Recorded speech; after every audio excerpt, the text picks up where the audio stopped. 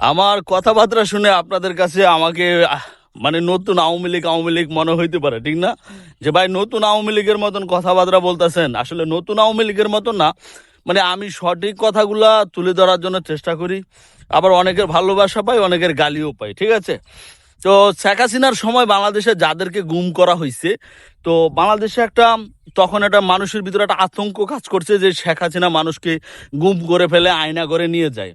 আর এখন বর্তমানে এই সরকারের সময় এসে দেখলাম যে আসলে গুম কোনো শব্দ বাংলাদেশে নাই বললেই চলে। আর যদি গুম না থাকে তাহলে আমরা ইলিয়াস আলীর ব্যাপারটা কি ভুলে গেলাম? তার মানে ইলিয়াস আলীর ব্যাপারটা আমরা সবাই জানার পরেও এই বিষয়টা তদন্ত করা হবে না।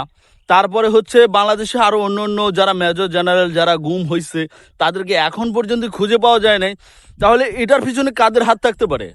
যেহেতু বাংলাদেশে গুম কমিশন হচ্ছে না, তাহলে কি শেখ হাসিনাকে এটার জন্য দায়ী করা যায়, নাকি যারা নিজে নিজেই গুম হয়ে গেছে এটার জন্য তাদের ফ্যামিলিকে দায়ী করা হয়?